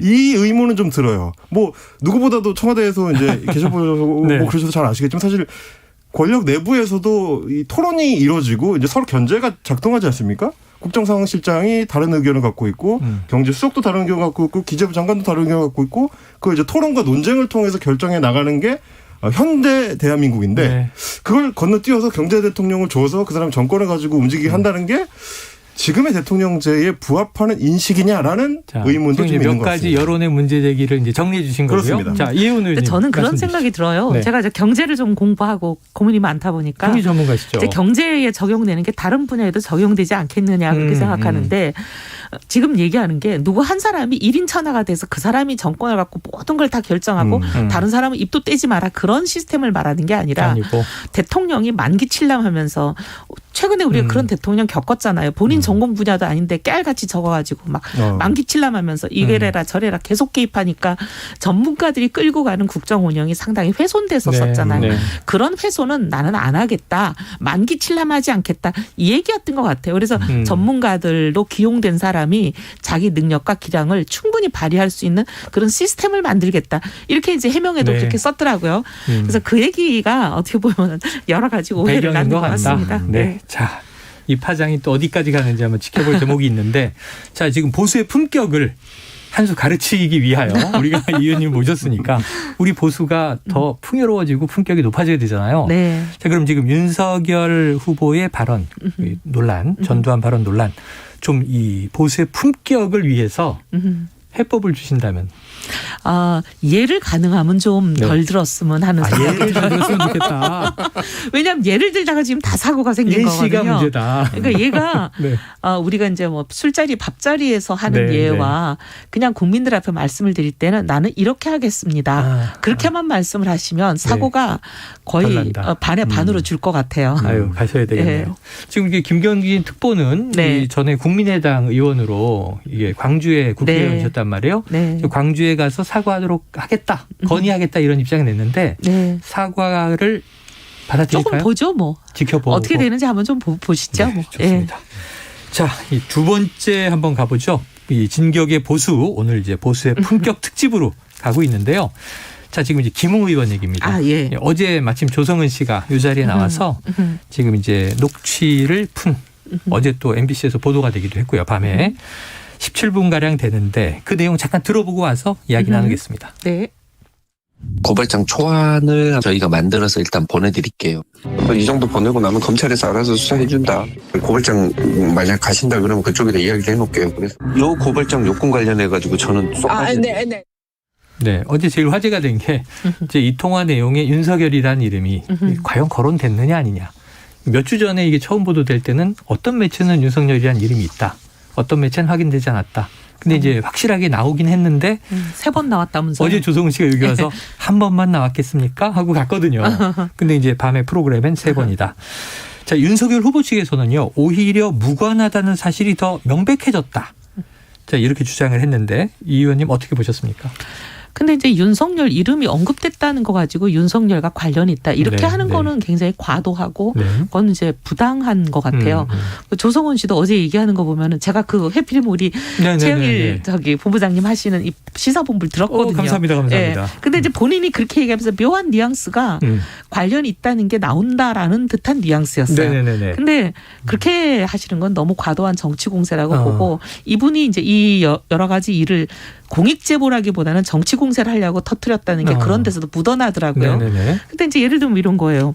제대로 확인도 안 해보고 일단 프레임 만들어 놓고 윤석열 죽이기 쪽으로 갔다. 여기 윤석열이 나왔다고 윤석열이 고발 사주하고 관련 있는 건 아니잖아요. 이제 김웅 의원이 언급한 윤석열이라는 게 어떤 문맥으로 어떤 단어로 언급이 됐느냐가 중요한 건데 그분은 마치 나왔다는 사실 자체가 고발 사주의 입증이다. 이런 식으로 몰고 가려는 듯한 뉘앙스를 많이 느꼈어요. 근데 그렇게 하시면 안 된다고 보고 어쨌든 이 윤석열과 관련된 언급된 부분들은 윤석열의 고발 사주 입증이라고 볼 수 없는 부분들이기 때문에 아마 오늘 캠프에서도 관련 없는 게 입증되지 않았냐 녹취록에서 이렇게 나오는 것 같아요. 그래요. 자, 어제 조성은 씨 얘기는 이랬어요. 통화 내용은 그렇죠. 김웅 의원이 내가 고발을 접수하러 가면 윤석열이 시킨 것으로 이야기가 될 수 있으니 본인의 생각일 수도 있고 뭐 우리라는 집단의 생각일 수도 있고 그렇게 됐고 조성은 씨가 어제 한 얘기 중에 제가 좀 이제 이게 뭐지 했던 것은 통화하는 동안도 자신은 그 사안의 중요성을 모르고 그냥 와서 뭐 고발장을 대리 접수해달라니까 네네네 하고 있었는데 최근에 이 징계 결정문이 나왔잖아요. 행정법원에서 그거하고 또 통화 내용을 이렇게 연결해 보니까 놀랐다 이런 얘기였어요. 근데 그건 아까 말씀하신 대로 추정일 수 있는데 이게 이런 거죠. 우리가 누군지가 밝혀지지 않았는데 지금 우리는 여러 가지 가정성이 있거든요. 근데 이제 조성원 씨나 이런 조성원 씨나 이런 사람들이 몰고 가는 거는 그 우리가 검찰이 그 안에 포함되어 있는 걸로 자꾸 몰고 가더라고요. 근데 제가 이걸 딱 들었을 때 받는 느낌은 우리 당의 전직 검찰들 검찰과 지금은 관련이 없고 검찰을 떠난 지 오래됐지만 정치인으로 국회의원하는 분들이 있거든요. 그렇죠. 그분들이 우리인 것 같아요. 내부에. 네. 그러니까 이게 검찰과 관련성이라고 얘기할 수 없는 부분인데. 새로운 이 의원님의 추정은 여기서 우리 또는 저희는 이 검찰 정치권 오비들이다. 올드보이들. 그러니까 정치권에 현재 몸은 담고 있지만 옛날 검찰 출신들이 가능성이 있어 보여요. 그리고 어쨌든 여기서 저는 우리라는 거는 당시 총선을 대비하던 사람들이 우리인 거지. 이걸 왜 검찰로 기정사실하는지 저는 이해가 안 돼요. 추정을 또 해주셨습니다. 이거 헬마우스 팩트체크 하실 거 있어요? 저는 이제 그 의원님 말씀에 전적으로 동의하는 게 어제 저도 이제 조성은 씨의 그 인터뷰를 들었는데 사실은 저는 들으면서 그 녹취록에 설사 윤석열이라는 이름이 등장한다고 해서 3번이든 4번이든 횟수 상관없이 이제 당시 김웅 후보가 아무리 그렇다고 당 내부의 사람한테 이거는 윤석열 총장이 시켜서 하는 겁니다라고 이야기했을 리가 없잖아요. 뭐 실제로도 그런 내용은 없었고요. 다만 이제 제가 이제 국민의힘 이제 주요 당직자분들한테 좀 여쭙고 싶었던 대목은 이겁니다. 이제 윤석열이 시켰다라고 이야기를 하진 않지만 지금 계속해서 같이 이름이 나오는 것이 손준성 수사정보정책관이고 그리고 이제 그 손준성 보냄이라는 게 조작이 되지 않았다는 사실은 이제 뭐 수사기관에서 확인이 된 상황이다 보니까 그 수사정보정책관이라는 직책의 특수성 때문에 이게 이제 검찰총장한테 직보를 하는 직책이고 그리고 검찰총장이 모르게 이런 큰일을 단독으로 진행했을 것 같지는 않다는 의혹 때문이거든요. 혹시 국민의힘 내부에서는 이 문제를 좀 어떻게 보고 있는지 좀 궁금하긴 합니다. 근데 그 문제에 대해서는 예를 들면 이런 얘기들을 많이 하더라고요. 제가 사실 검찰은 잘 모릅니다. 네네. 근데 이제 검찰과 관련해서 일을 하시는 분들, 검찰을 잘하는 분들 얘기는 당시 추미애 법무장관이 모든 수족을 다 자르고 소위 윤석열 검찰총장의 수족을 다 자르고 직보를 받아야 되는 주요 포스트에 어떻게 보면 적군들을 다 박아놔가지고 사실 윤석열 총장은 뭐 누구랑 은밀한 일을 할 수 있는 그런 상황이 아니었다. 그런 주장들 많이 하고 이 손준성 검사님이 어떤 분인지는 저는 모르지만 그 윤석열 총장은 사실 어떻게 보면은 반대하는데 추미애 법무장관이 상당히 인사를 강행했다. 그런 보도들도 많았잖아요. 그러니까 뭐가 진실인지 모르겠어요. 처음에도 이게 추미애 라인이다. 추미애 사단이냐 아니면 윤 총장의 신복이냐 측근이냐. 그러니까 그것도 굉장히 불분명한 상황이에요. 그러니까 만약에 이게 적군이라면 이게가 아니고 이분이 적군이라면 그림은 달라지는 거죠. 그렇죠. 달라질 겁니다. 지금 그게 굉장히 데칼코마니처럼 닮은 꼴이 지금 대장동하고 고발사주여서 측근이냐 아니냐 논란이 계속 있지 않습니까? 근데 그건 다르죠. 다르다고 말씀하셨으니까 지금 대장동 키맨 중에 하나 귀국을 해서 전격 체포된 남욱 변호사가 지난 자정무렵에 석방이 됐어요. 이해가 안 되죠. 이거 어떻게 보셨습니까? 전 너무 이해가 안 되고 온다고 할 때부터 온다고 하는 것도 좀 저는 놀랐어요. 왜냐하면 135억이었던 걸로 제가 기억하는데 어마어마한 돈을 인출해가지고 미국으로 도망가신 분이잖아요. 근데 도망을 갈 때는 이재명 후보가 어쨌든 유력 후보 중에 하나니 대통령이 된다면 이 사건을 다 덮을 것이고 그래서 자기는 대선 끝나면 오든지 뭐 그때 가서 판단하려 하겠다라는 건 줄 알았어요. 그 제 짐작이 그랬어요. 통상 그렇게들 하시니까. 그랬는데 갑자기 오는 걸로 또 하는 것도 놀랐어요. 근데 오기 직전에 모 방송과 인터뷰에서 그분이 이재명 지사인 것을 암시하는 듯한 묘한 얘기를 했단 말이죠. 그래놓고 이제 며칠 후에 오시는 거잖아요. 근데 공항에 내리자마자 누구도 묻지 않는데 그분은 이재명이 아니라 그러잖아요. 그러니까 그것도 굉장히 뒤에 뭔가 있구나 이렇게 생각하게 만드는 대목이죠. 대목인데 저는 구속영장도 청구 안 하고 그냥 석방한 게 너무 이해가 안 되는 게 미국으로 도망가신 분이잖아요. 들어오라고 그렇게 얘기해도 안 들어오고 여권을 취소한다고 하니까 그때서야 움직임을 보인 분이잖아요. 그때도 물론 들어온다고 하지는 않았어요. 원래 이제 구속영장이라는 게 증거인멸과 도주의 우려가 있으면 바로 구속하는 거 아니에요? 근데 유동규 씨를 구속한 것도 그 도주의 우려와 증거인멸의 우려 때문에 구속했잖아요. 근데 왜 이 사람은 이렇게 다른 거예요? 다르냐? 지금 유동규 씨의 구속영장에 기재된 여러 가지 혐의, 배임 혐의와 뇌물 혐의 둘 다 이 사람도 관련이 있는 사람이거든요. 어떻게 보면 유동규 씨가 구속이 됐으면 도주는 국내에서 소환에 몇 번 안응한 사람이 죄가 크겠어요. 미국으로 도망간 사람이 더 크겠어요.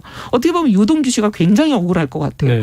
왜 비슷한 혐의에 나는 도망도 살짝 갔는데 저렇게 세게 대놓고 세게 대놓고 도망간 사람은 구속을 영장 청구도 안 하냐. 그리고 석방을 바로 해주냐.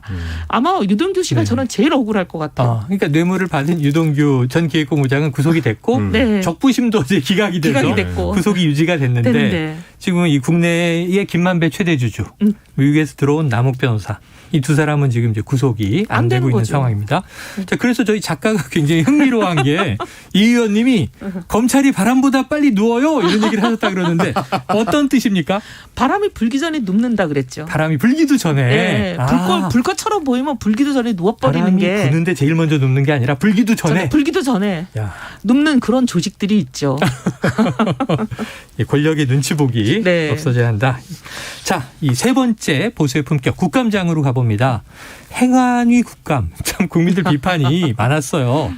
자, 조폭의 돈다발 사진 논란도 있었고요. 이제 관련해서 민영배 더불어민주당 의원 또 서영교 위원장 그리고 이제 김용판 국민의힘 의원이 팽팽하게 맞섰는데 그 대목을 한번 저희가 듣고 오겠습니다.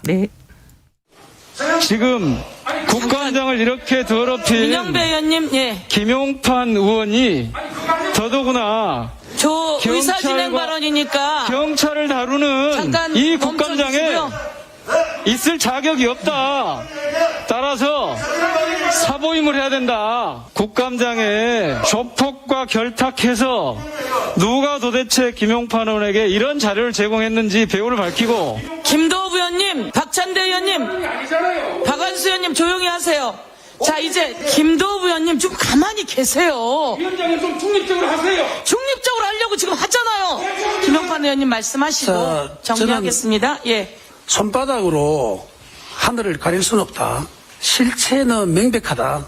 돈다발로 이렇게 문제를 제기하지만 이 본체는 그걸 박철민이가 제시한 그 진술서의 진정성이 있다. 이거는 조만간 밝혀진다. 네. 오랜만에 국정감사에 명물이 나왔습니다. 네, 뭐예요? 파행과 정회죠. 파행과 정회.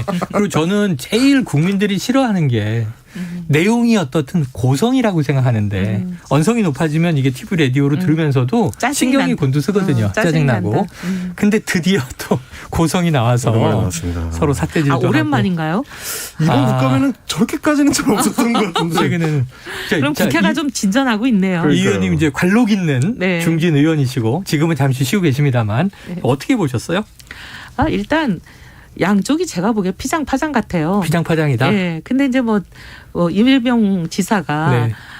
국회의원의 면책 특권을 이런 것 때문에 제한해야 된다라고 말씀하셨는데 강한 발언을 했죠. 근데 면전에서. 그건 양쪽이 제가 보기에 피장파장이에요. 김영판 의원을 하기위해서 이제 이 지사는 그렇게 말씀을 네. 하셨는데 지금 저기 나오는 거 보면은 민형배 의원님 네. 제가 사실 이분은 모르기 때문에 네. 참 뭐라고 말하기는 어렵지만 네. 그 발언만 보면 자기 동료 국회의원 보고 조폭과 결탁했다 그랬거든요. 김용판 의원이. 근데 결탁이라는 말은 함부로 쓸 수 있는 게 아니에요. 네네.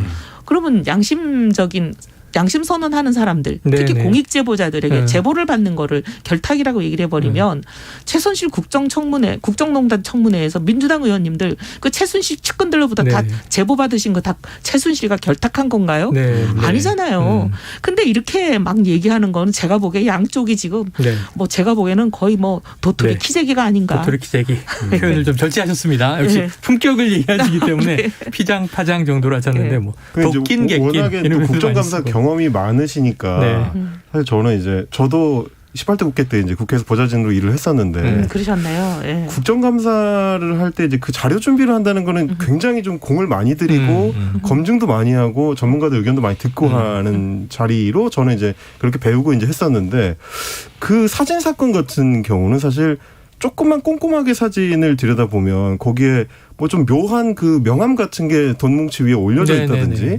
근데 이게 사실은 보좌진들이 검증하는 과정에서 한 번쯤은 확인해 봤어야 되는 거 아닌가 싶은 생각을 저는 들더라고요. 좀 그래서 이제 이게 의혹 제기에 마음이 급해서 좀 국감을 위한 검증 과정이 좀 부족하지 않았나 그런 생각이 드는데 그건 혹시 어떻게 해요? 저도 어제 그게 좀 이해가 안 돼가지고 기사를 찾아보니까 김영판 의원님이 그렇게 이제 해명을 하신 걸 봤어요.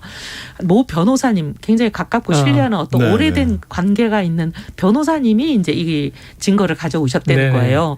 그러니까 어떻게 보면 그 변호사님을 너무 신뢰했던 것 같아요. 수감 중인 인물이니까. 거기다가 이제 또 변호사님은 법적인 거에 꿰뚫고 있는 정통한 분이니 보좌관들이 전문성 없이 갖고 온 거면 아마 본인도 검증을 했을 텐데 아주 이제 전문가인 변호사가 가져오니까 이게 상당히 신뢰를 하는 바람에 이런 일이 있었던 거 아닌가 싶어요. 그래서 전직 경찰청장 출신인 의원이기 때문에 더 그런 것도 못 걸러냈느냐는 비판이 더 컸던 것 같고요.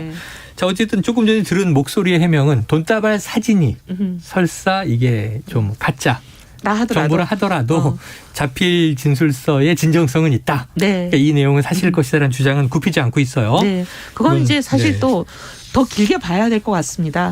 지켜보도록 본인이 하죠. 이제 어떻게 보면은 그 자필 진술서를 쓴 사람 자기도 자기 거의 인생을 걸고 하는 거잖아요. 근데 그 인생을 걸고 하는 거에 거짓이 있을 가능성도 물론 배제는 못하지만 진실일 가능성이 통상 높거든요. 그러니까 그 부분에 대해서는 사실 이제 우리 김영판 의원님도 상당히 신뢰를 하는 것 같고, 근데 그 외에 여러 가지 정황, 예를 들면 이제 이재명 지사 집무실에 성남시장 이재명이라는 명패가 있는 그 시장 책상 위에 그 조폭 두목이라고 알려진 분이 다리를 꼬아가지고 딱 책상 위에 올려놓고 이상한 포즈로 그러고 있는데 옆에 이재명 시장님은 마치 그분 보좌관처럼 이렇게 타석없이 서 있는 그런 사진들이 이런 여러 가지 정황을 사람들에게 이제 궁금하게 만들고 이건 진실이 규명돼야 된다라고 생각하게 만드는 대목 같아요. 자, 이게 공익 제보가 됐다면 김영판 의원이 엊그제도 주장을 하셨지만 수사 사안이니까 수사를 통해서 진위가 밝혀지기를 근데 제발 검찰이 봐야죠. 수사 좀 바로 했으면 좋겠어. 자, 아까 바람이 불기도 전에 먼저 누워버리는 검찰. 아니 제가 왜 그런 수사를 얘기를 빨리 할 하냐면 것인가. 그 유동규 씨가 압수수색을 들이닥쳤을 네. 때 휴대폰을 던졌다 그러잖아요. 그렇죠? 근데 검찰은 CCTV 확인해 봤더니 휴대폰을 던진 적이 없는 것은 물론 네. 창문이 열린 적도 없다 그랬잖아요. 네. 근데 도로 위에 버젓이 있는 바로 네. 그 앞에 있는 CCTV 거기에서 나온 영상이 경찰은 찾았고. 엊그제 경찰은 찾았고 네. 언론이 보도했잖아요. 그 영상 보도하는 거 보니까 저도 너무 기가 막힌 게 그래요. 던지는 장면도 찍혀 있고 땅에 떨어지니까 지나가던 행인들이 멈춰서서 보고 그냥 지나가는데 네. 연락받고 온 그 사람만 잽싸게 가가지고 그걸 집어들고 도망가더라고요. 네. 그게 다 있는데 어떻게 그런 거짓말을 해요, 검찰이. 자, 오늘 검찰을 강하게 질타를 하고 계십니다. 자, 이게 시간 관계상 마지막 네 번째 보수의 품격. 이거 뭐냐면 당내 문제라 잘 아실 것 같은데요. 네네. 자, 지금 이준석 대표가 2차 컷오프 이후에 당내 부정 경선을 주장하는 황교안 전 대표를 향해서 직접적인 표현을 썼습니다. 황 대표도 뭐 가만히 있지 않았는데요. 이 대목을 듣고 오시죠. 저는 기본적으로 보수의 이제 사실 이건 악성 종양 같은 문제인데 그 선거를 질 때마다 부정선거 또 그리고 본인이 불리하다 싶으면 역선택 이런 거 외치는 문화 자체가 악성 종양까지 힘이 있는 건 아니고 제가 보기에는 뭐 스컹크 정도 아닌가. 스컹크 뭐 냄새 뭐 다 냄새로 다 쫓는 동물 아닙니까? 예. 그러니까 불의를 저지른 사람들 뭐 그 냄새로 다 내쫓았으면 좋겠어요. 그래요. 뭐 매도다. 이런저런 말 폭탄할 필요 없고 그 경선 자료를 공개만 하면 되는 거 아닙니까? 예. 아주 간단한 거죠. 그럼 악취를 뭐 그걸 왜 자꾸 안 하고 자꾸 다른 소리 하느냐? 네, 들어보면 이제 입장과 논리들은 있어요. 그런데 항상 좀 거친 말에 다 내용은 묻혀버리는 것이 자 보수의 악성 종양. 야 이거 좀 무시무시한 얘기고요. 악취 뿜는 스컹크. 이게 좀 완화해서 한 김재원 최고위원의 표현이고, 자 오가는 말들을 좀 이 품격으로 평가하신다면 어떻게 들으셨습니까? 근데 이제 물론 이런 말을 안 쓰면 좋죠. 네. 근데 이제 많은 분들이 오해하시는 게 황교안 대표가 악성 종양이다라고 얘기한 걸로 오해하시는 것 같은데, 그럴 수 있죠. 그게 전혀 아니라 이준석 대표의 발언을 보면. 이렇게 자꾸 불복하는 문화 이게 악성 종양이다라는 거거든요. 고질적인. 어떻게 보면 사회 현상에 대한 얘기니까 그게 한 개인을 향한 인격 살인하고는 전혀 차원이 다른 얘기다. 이렇게 좀 말씀을 드리고 싶고. 상당히 그럴듯하게 옹호해 주시는데요. 저는 이 의원님의 이 수사하게 박수를 보냅니다. 아니 그리고 또 여기서 이제 황교안 대표님께 이제 좀 드리고 싶은 말씀은 이게 이제 경선 1차 결과, 2차 결과를 다 공개하지 않는 이유가 공개하면 사람들이 1등 주자한테 몰려가 버리잖아요. 사람 심리라는 게 사표 방지 심리 때문에 누가 3등, 4등을 찍고 싶어 해요.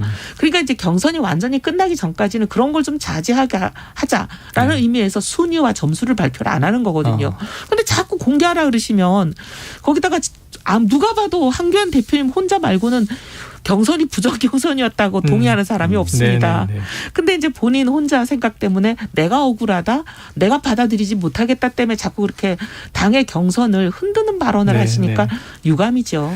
이게 조금 며칠 동안 이제 승복이 늦어졌던 민주당의 본선 후보 발표 때처럼 지금 어쩌면 이게 공개하면 4위로 올라간 원희룡 후보와 뭐 이제 떨어진 황교안 후보의 격차가 또 좁을 수도 있잖아요. 민주당은 이미 다 끝났는데 발표를 안 하는 거고 우리는 경선 중이기 때문에 선거 중간에 어떻게 보면은 선거에 영향을 미칠 수 있는 행위를 안 하기 위해서 안 하는 거니까 좀 차원은 다르죠. 근데 부정선거가 이제 당내도 부정이다. 또 지난해 총선도 부정이라는 주장을 경선 내내 하셨으니까 황 전 대표가 지금 이준석 대표는 이런 부정 경선 주장은 젊은 층의 표심을 떨어뜨린다.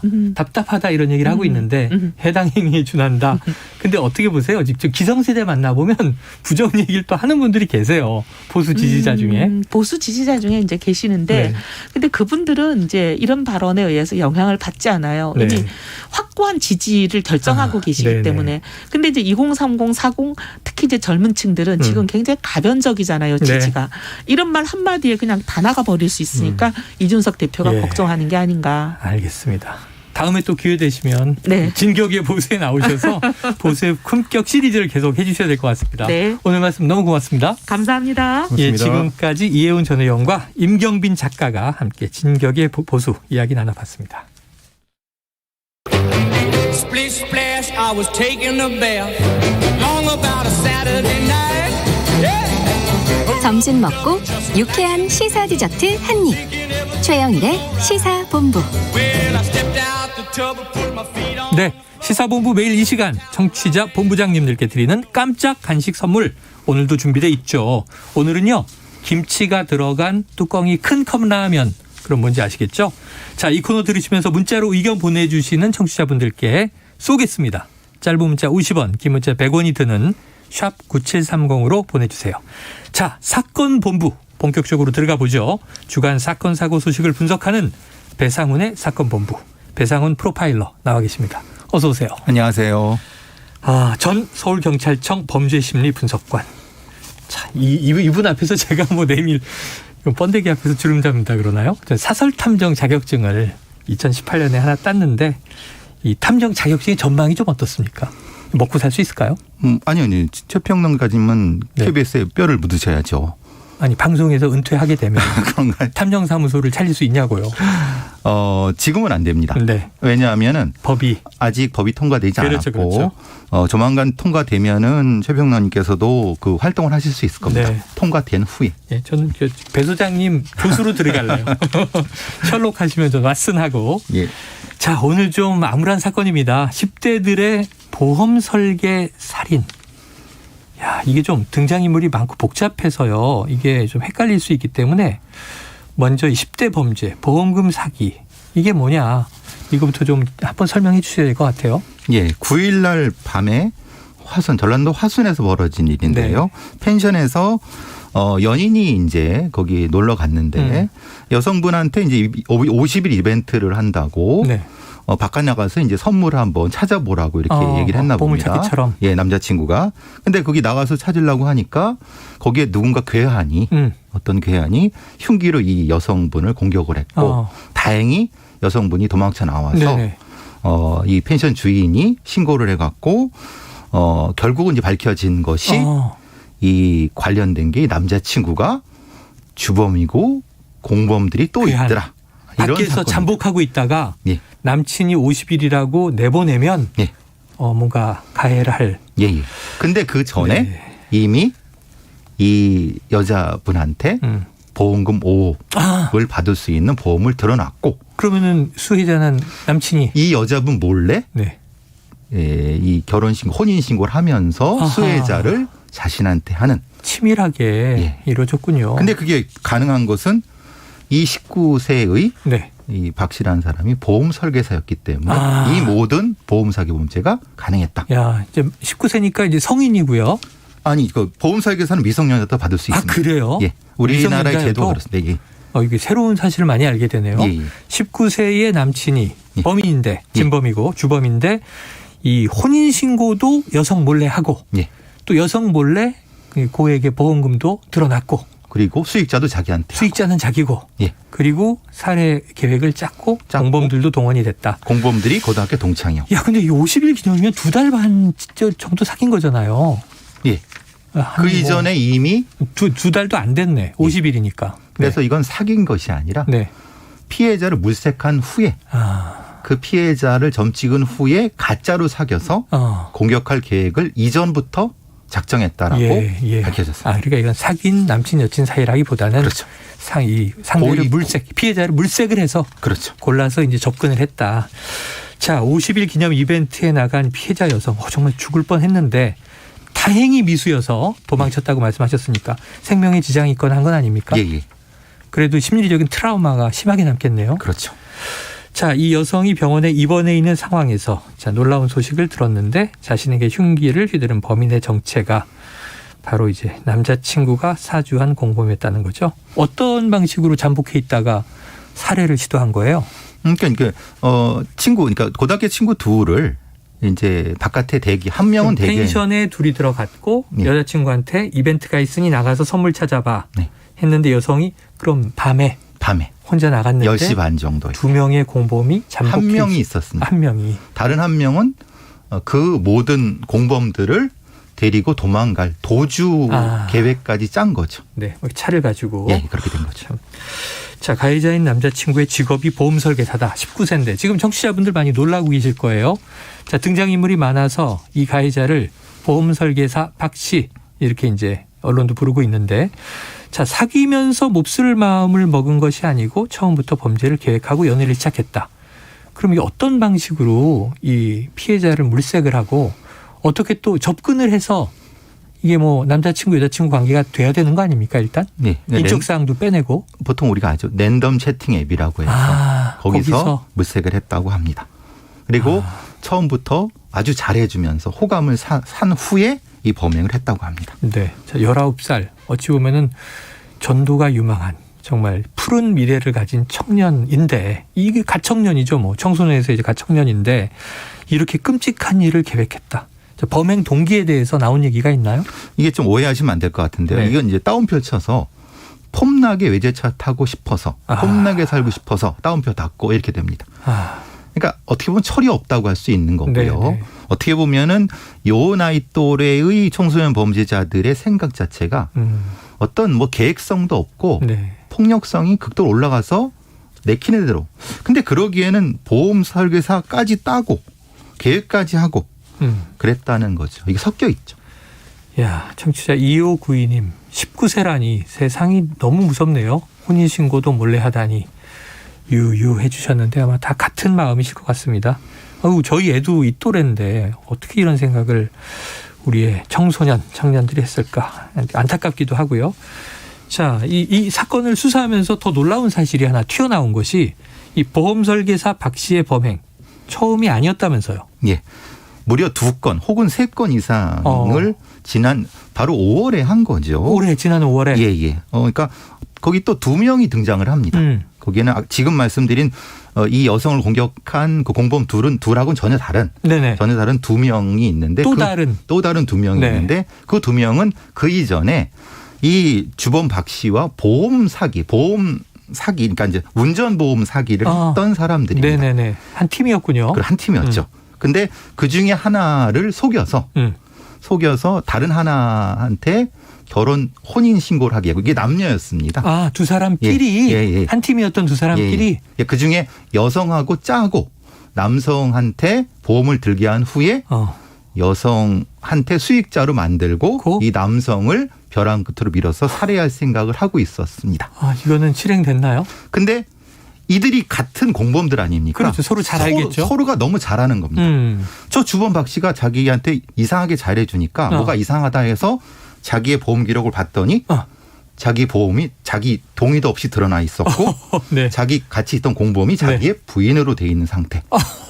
그러니까 이게 무슨 소리냐 그래서 도망을 갔다고 합니다. 일단 상당히 이제 거기서 범죄 계획을 감지하고 겁을 먹고 도망가서 그 뒤에 2달 뒤에 그 여성이 또 있지 않습니까? 네네.